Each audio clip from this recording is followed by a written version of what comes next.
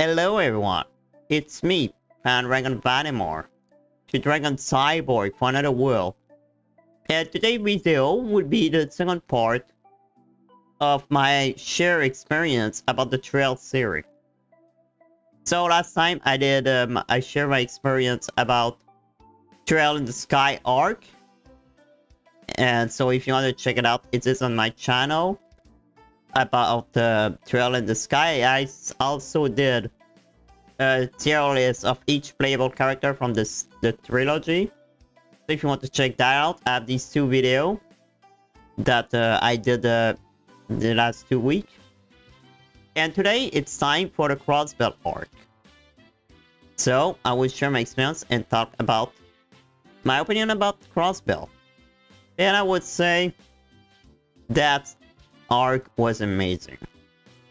So let's get started.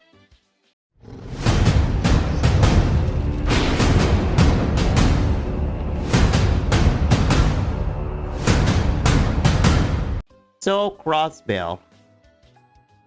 Finally a new adventure begins with new heroes and in another country of Siberia. I was really happy to finally leave Libelle after 3 games. Well, the third game don't really count because we're not really in Libelle.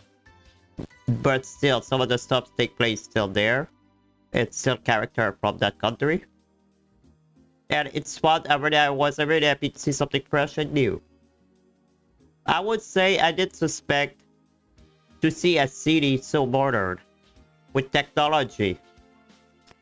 If you compare it to Libelle, which look like more medieval place fantasy. The city have trade. Instead of guard, it's the police. There is road and some car. Also, basic gang member who are at war. Then we have 2 big criminal organizations. Ravash, it's like the mafia. And AU, it's like Yakuza. Well, everything you expect to see in a big city today. Alright, so don't forget, there is also the theater and the casino. It was nothing compared to Libelle, to be honest. Even the zone around Crossbell, in my opinion, are better than the one in Libelle. All of that made me love the city a lot. And it's still my favorite down these days. Well, mostly because most of the plot still take place in that city. Something I found cool and interesting in the game is that they introduce all the main characters at the start, instead of you meet them later in the game. And you don't need to advance the story to meet them. Basically, they must all of them are at the start. Also, the fact that we begin at the last dungeon of the game, just to tease us, and that we go back to the past to explain what happened, I found that really interesting. I really like when a game do that. Like Persona 5 did the same thing, and I really like that. Of course, it don't spoil anything, so you can enjoy what would happen and you still wonder what's await us at the end. Speaking of the character, I found it really cool that we are not Bracer this time and instead part of the police department instead. So even if the SSS do some job that are similar to the Bracer, they have a little more privilege than them because they are police, so they can investigate more and do more stuff. Especially that Lloyd is a detective. Because the Bracer, I consider them more like an adventure guild than anything else. Well, in Crossbell, they do some Bracer jobs, but they are still police, so it makes it a little different. To be honest, if Crossbell would be the hero Crossbell, would have been still Bracer, I don't think I would find it like interesting like in the game right now. And of course, I don't know if it's just me, but I think we add more mystery and investigation stuff than the previous game because basically we are a detective.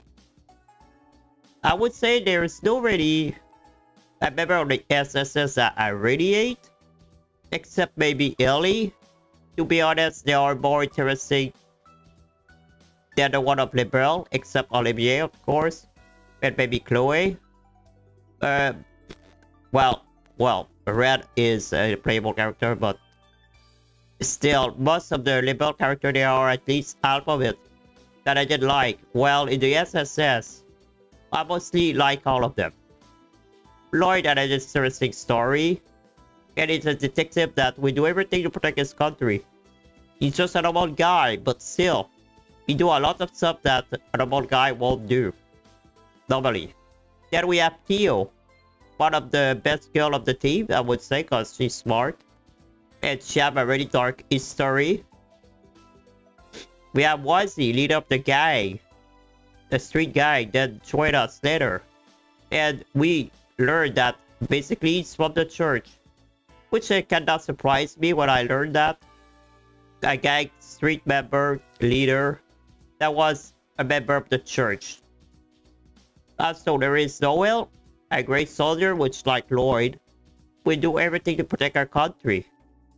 Let's also not forget our boy, one of the coolest but strongest member, Randy, which have a dark past too. And man, this guy is just awesome.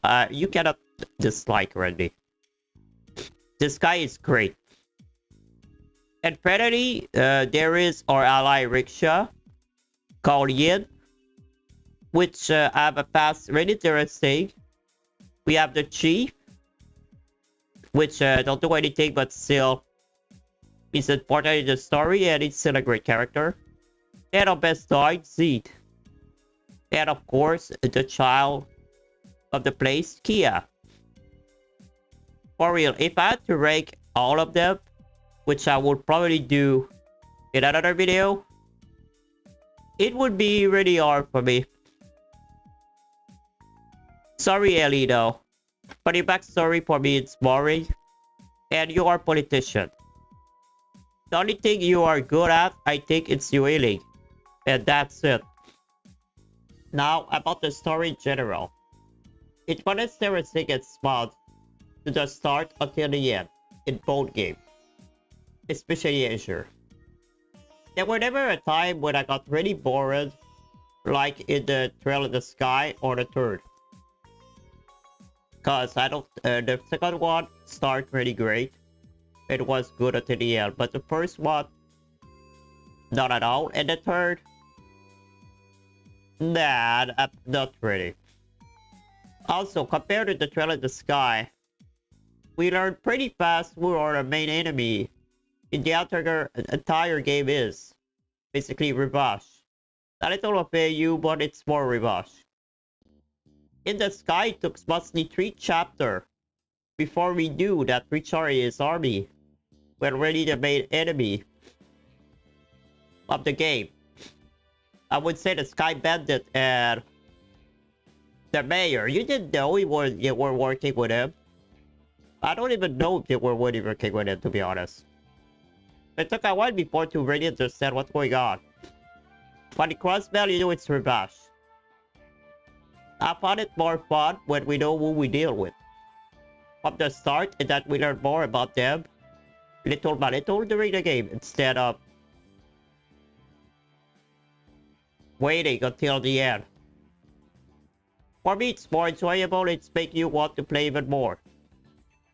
I wasn't feeling like when I beat the Mayor. But the Sky Bandit, the Sky didn't feel like this.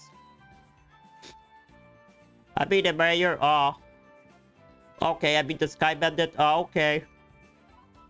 But in Crossbell, each time I beat something, I was like, okay, what could happen next? I can wait. Because in the Sky Bandit and the Mayor, for example, they didn't reveal nothing. Rivash and AU on the other end, there was always something. And what a byproduct is when we discover They were keeping a little girl in a box during an auction. And then we save her. We need to escape the place. Sort of mafia. Or when we infiltrate the idol and we learn about the cult. The Dark Path of Zero.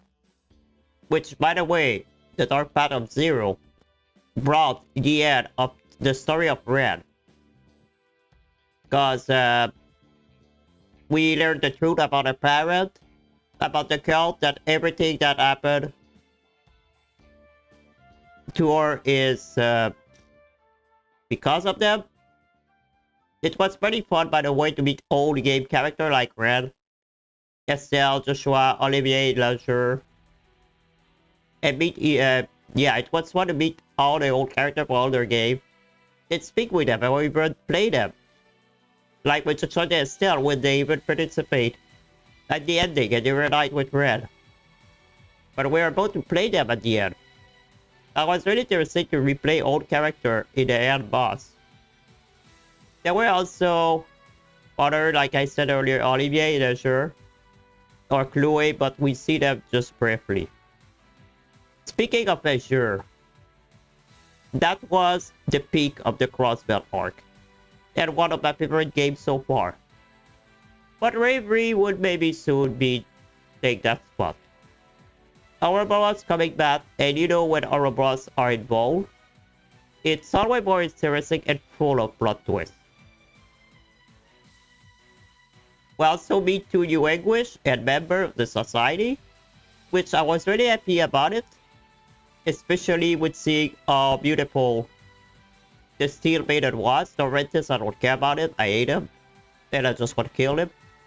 Also because we met R9 Diwali, one of the best. But anyway, returning to the Azure story. It had a full of plot twists. So much that it was driving me insane. Because example was the other Kwa, who I thought was a good guy at first. For a while. But it revealed he was an asshole that was manipulating us, or that Grimwood was behind everything, and the cause of Lord Border death. To be honest, I never thought Grimwood was behind all of this. I was like surprised at Swak. Another one I found insane is when they hired the terrorists to burn their own town. They even nearly killed people just to accomplish their plan. Speaking of that, Red Constellation were really good. And they were great for developing further the dark story of Randy. Which he killed a lot of innocents in the past. And how he tried to redeem himself. But the past coming back to out him. And now we need to fight it again. Pretty much. And he learned that his father died too. Intense, the Red Constellation was great. I did like really Shirley, but her father, Sigmund, was cool as fuck. This guy was amazing, the Red Augur. I love it, this guy. So all that to say, Azure was one of the amazing game I played in the series. Just talking about it make me want to replay it, to be honest. Again. So, I would say that's about it, about my experience of the Crossbell arc. I could talk more about it, but I think I talked it long enough. And I don't want to take a 30 or 1 hour to talk about it, you know? So, because I could talk about it a long time. So I think that's enough for me about the Crossbell arc and how I like it. So guys, as always, feel free to leave a comment. What do you think about the Crossbell? What do you thought about this game, Azure and Zero? Leave a comment below. Also, don't forget to subscribe if you want to see more of my content. I'm doing short, some highlight and game talk video like I do right now. And also streaming on Twitch and YouTube. So, and if you want to see my other social media, The link tree is in the description below. So guys, thank you for watching, and we'll see each other again pretty soon. Goodbye everyone.